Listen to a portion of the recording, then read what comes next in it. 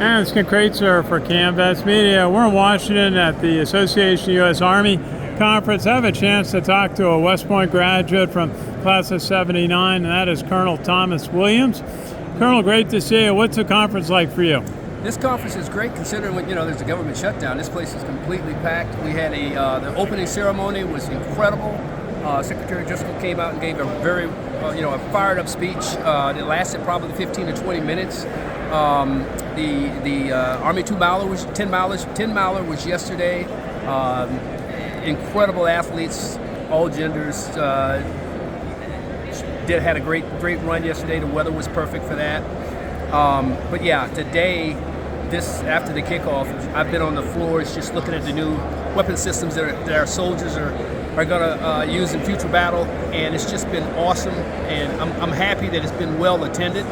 And it's really neat to see, a lot of my classmates and a lot of younger West Pointers coming through here, and so it's a great event, and I look forward to being here through Wednesday. Very good. Now, tell us a little bit about what was West Point like in the late 70s. You and I graduated from college the same year in 1979, and how is West Point different from what it is now? Well, it's different because of obviously the technology, the period of time between the time you and I. When I went to West Point, before I got into West Point, I took a special class in using a slide rule to get to, because I knew I have to use a slide rule when I got to West Point for engineering. When I got to engineering, we were the first class that they issued the TI-55 Texas Instrument calculator to. Yeah. So when you look at the capabilities that they have now, considering everything that's happening with artificial intelligence that's been that's impacted everything over the last 10, 15 years, the difference is absolutely phenomenal when it comes to the material and technology that we could use, but is in terms of discipline and just the basic rudiments of military style living and discipline. It is very much the same.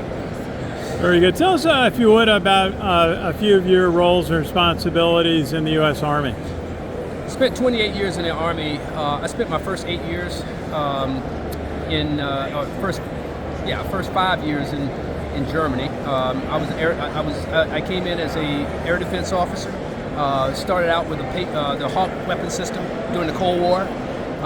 20 clicks off the Czech border with a Hawk system, and just transitioned with weapon systems all the way through from Hawk to Patriot, and then in the 82nd Airborne Division, jumping out of airplanes with Stinger missiles, and then coming back into the Pentagon. 3 tours in the Pentagon. Actually served in the Pentagon and was a survivor of 9/11. It was a career that went really, really fast, but it has so many different facets that, of course, we don't have time to even talk about. But some of my most fondest assignments was as a battalion commander, task force commander, right after Khobar Towers over in Saudi Arabia. I was able to command a 700-800 person task force, replace the unit that was blown up in Khobar Tower. So that was an incredible assignment. And then coming back to serve again in the Pentagon, and also to be able to command an incredible garrison at Fort Belvoir. Those were a few of my assignments that I really, really particularly highlight. Well, what you mentioned about being in the Pentagon on 9/11, I was saying my wife was in the World Trade Center on 9/11. She was able to go down the flights of stairs to safety through efforts of many first responders. What do you remember about that day and recovering, and the Army recovering, the Pentagon, and all the people recovering? Well, that's a lot to talk about, but I'll try to keep it brief.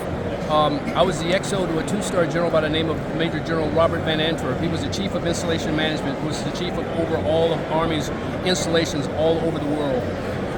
During that day, that morning, 8:30 in the morning, everything routine being done, just checking. I had he and his deputy, Miss Jan Minnick, who was his Deputy Assistant Chief of Staff for Installation Management, going to the DoubleTree Hotel for a senior leaders meeting of installation management leadership.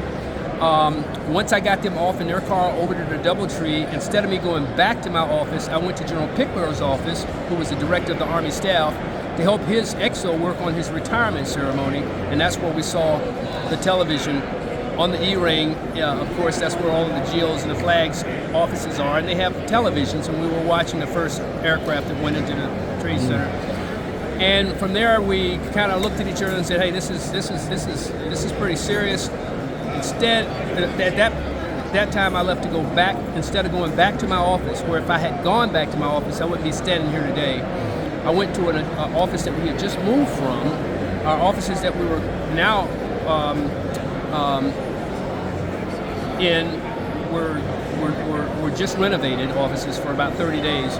So I went to the old area to let people know what was going on. And while I was there, I saw I saw the president come in from Sarasota on the television there, and that's when we were hit. And at that particular point in time, it was about getting people out of the Pentagon, getting people accounted for, and that's when we found out that we lost Sandy Taylor and Cheryl Sincock, who were two civilians who worked in my office, and then Brian Birdwell, who was the deputy to my boss's deputy, assistant secretary, was burned 40% of his body. He was coming back from the bathroom. Brian Birdwell, incredible story. He's a Texas State Senator today. He's been a Texas State Senator now for almost over 20 years. Incredible story of a person who's a great Christian and has gone through a tremendous amount of challenge in his life and is today continuing to serve. It's so important to remember the heroes of 9/11 and those who we lost that day. Is there a particular highlight of your service in the Army you look back on fondly? Well, I would tell you there's a lot of different ones. Serving soldiers has always been one of the, I think, the pinnacles of my career has been able to serve in leadership positions, specifically at Fort Belvoir as the installation commander there for not 2 years, but 3 years as a commander there. At that particular point in time in the area, you may have remembered the sniper that came through. It's a big deal during the time that I was commander at Fort Belvoir. Also, right after I came to Fort Belvoir, right after 9/11, so I had to implement all of the security systems that are now in place across all the installations in the Army because of that event. That was a lot of things that happened during that time that kept us busy for 3 years. And from there, coming back to the Pentagon and working in the Assistant Chief of Staff for Installation Management. But at this particular time, I went back as the G3, or the Director of Operations for all of the Army's installations. It was the command is today still called Installation Management Command. And working there and setting up and supporting Army installations around the world was an incredible experience. And so I would say those are two that so important. Thank you for your service to our country as a U.S. Army officer. Colonel Thomas Williams, graduate West Point, class of '79. Great to see you here at the AUSA conference. Awesome. It's great to see you too. Pleasure, sir. Cool. Beat Navy. Absolutely. Tulane this week. And it's Kraetzer for Cam Vets Media. We're in Washington at the AUSA conference.